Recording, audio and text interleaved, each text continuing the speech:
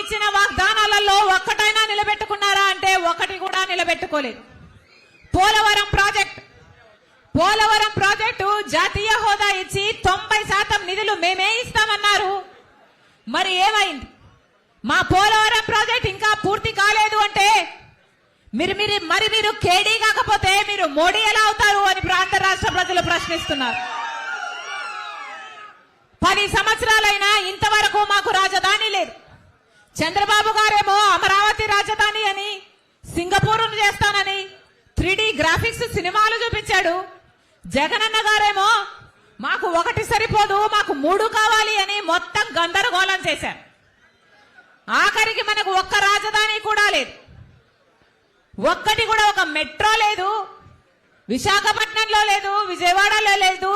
దక్షిణ భారతదేశంలో ఏ ఒక్క రాష్ట్రంలోనైనా మెట్రో లేదు అంటే అది ఒక్క ఆంధ్ర రాష్ట్రంలో మాత్రమే. అంత తీసిపోయామా? మాకు స్పెషల్ స్టేటస్ లేదు, మాకు పోలవరం లేదు, మాకు రాజధాని లేదు, మా బిడ్డలకు ఉద్యోగాలు లేవు, మా రైతులకు భరోసా లేదు. మరి మాకు ఏం మిగిల్చారు? మరి మీరు సమస్తము దోచేసుకుంటే మీరు కేడీలు గాక మీరు మోడీ ఎలా అవుతారు అని అడుగుతున్నా. మన రాష్ట్రానికి ఇంత అన్యాయం చేసినా కూడా, మోడీ గారు మన రాష్ట్రానికి ఇంత అన్యాయం చేసినా కూడా, వెన్నుపోటు కాదు కదా మన కడుపులో పొడిచినా కూడా, ఇప్పుడున్న అధికారంలో ఉన్న వైసీపీ పార్టీ అయినా, ప్రతిపక్షంలో ఉన్న టీడీపీ పార్టీ అయినా మొత్తం మోడీకే ఉడిగలు చేస్తున్నారు, వారికే బానిసలయ్యారు. ఎందుకు అని అడుగుతున్నాం. ఇటు జగనన్న గారైనా అటు చంద్రబాబు గారైనా ప్రజలకు సమాధానం చెప్పాల్సిన అవసరం లేదా అని అడుగుతున్నాం. మోడీ మనకు ఏం చేశాడని మీరు బానిసలయ్యారు?